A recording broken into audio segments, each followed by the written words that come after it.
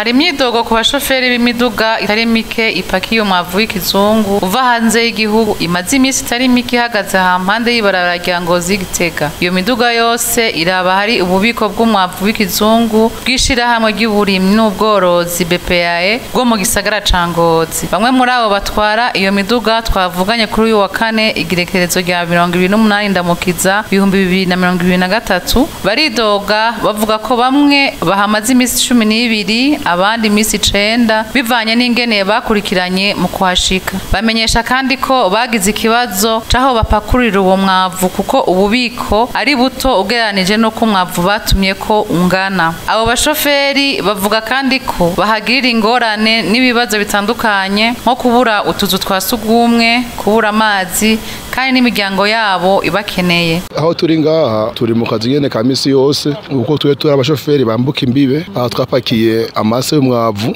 tukuye mu gihugu cya Tanzania kibanye. Tugeze ikobero ku mupaka baratubwira aho dutwara ayo mase. Rero tugiye mu ntara baturengitsemwo haraba akabazo gatoya kiki kama depo twashika tugasanga depo irahari nta maparete barabona cyangwa tugashaka ku depo tugasanga depo ni ntoya imodokari ni nyinshi nyama turi nk'imiduga 50 ugasanga hapakure 200 imiduga 30 irasigaye irabuze depo isigaye urumva ikigira ikibazo ciki kubera itari bubone idepo iri pakiriremo umwaka rero hari imodokari zimaze indwi irenga ziri Burundi tushaka imisi ine zivuye Tanzania gushanga haanyi Burundi urumva ni hafi indwi zibiri muri mwe abashoferi harimo afise imiryango abakira b'imodokari barakendera imiduga yabo ino wagira ubaza umudeklara canke nkubakurungitse habyange depo ngo niyo nyene ngo rindiye ubunye turi ngaha harabari mu Kirundo barakuwewo bazamwe Ngozi barashika idepo ntayo ejo mu gatondo ababwiye ngo baje Gitega baragiye Gitega idepo n'ubundi ntiraboneka mumbere kibazo cyakiba kuba abashoferi natwe naje ndimwo kwicaraho utazi iko kirabandanya twasaba abajejwe gupakurura uyu muzigo ko nk'akarero bashobora kugira commande ariko bamaze kubona depo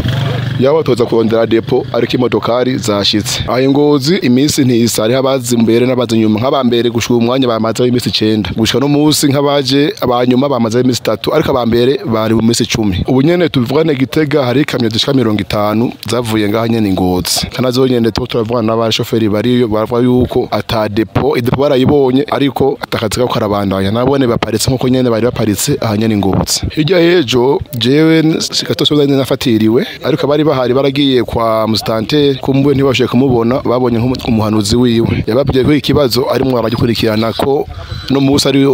harija yejo bako no musi bashaka gupakurura ariko ivyo to turaraba nta mahirwe hari yo gupakurura ko idepo batweretse ngaho inyuma iruzuye so upakuruza ngaha telefone aritaba canke nta kwitaba cyangwa asanga irazimije urumva nta no gushuba utuzi iyo bija niyo bipfa nawe muvye nkuko bibona ubaravye ngene mu maso basa urabona ko bafise ikibazo ibaze nk'umuntu atabona ubufasha bwa toilette atamazi baziko keshe n'abashoferi banitekera bishobotse ariko urabona amazi nta muntu guha amazi kuva kuwa mbere gushaka kuwa mbere aguha amazi yiwe aratorera muri regidezo abahora amazi bayasaba bakoresha mu byo kurondera ibifungurwa ubonye bayabimye aho babaje gusaba amatoilette babimye umva babaye ubuzima nyene butari bwiza n'ubushemeye kandi baravuga bati leta n'imvyeta ninziza yari gufasha nyambara amadepo ya privé ari ngaha aba bantu umuzigo bakawukuramwo ubuzima bukabandanya bagasaba ya nk'umuntu amazi ndwi ari mu gahinga kandi atabana neza niko nejo azona haba twasaba leta kurondera amadepo yagutse ku buryo amakamyo ashoboye kuza akaza aronka aho ashira uwo muzigo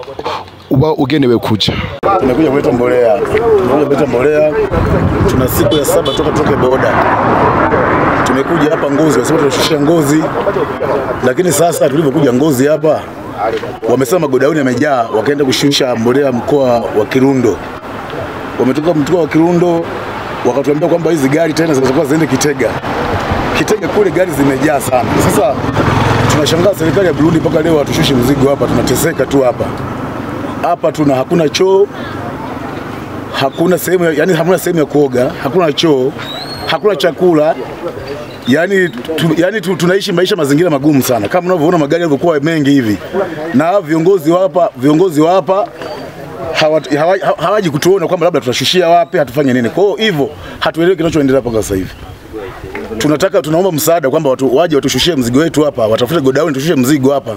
kwa magodown wanasema yapo lakini sasa viongozi wa hapa hawaji kushusha kwamba tushushe magari tushushe mzigo magari ni mengi magari ni mengi, tumekaa tu hapa tunateseka tu barabarani hapa, watu tumeishiwa vyakula,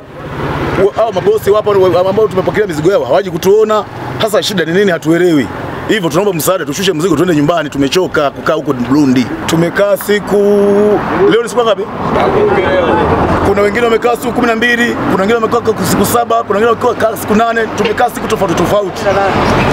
Wengine kuna siku 18 hapa na boda tulikaa, na boda kwa Kombeo nako tulikaa. Tukaletwa hapa. Kwa hiyo hivyo hatuelewi kinachoendelea mpaka sasa hivi. Abo twashoboye kuvugana muri BPA Ngozi batumenyesheje ko bamenyesheje abo bashoferi ko bawujana mu gisagara ca Gitega. Abo bashoferi nabo bakavuga ko batabikunze ngo kuko nabagenzi babo bamaze gushikayo nabo batararonswa aho bapakururira. Bagerageje guhamagara kuri telefone ngendanwa ujeje ububiko bw'uwo mwavu ku rwego rw'igihugu atumenyesha ko afatiriwe. Twongeye kumurondera telefone yiwe yahamagara ikabura uyitaba.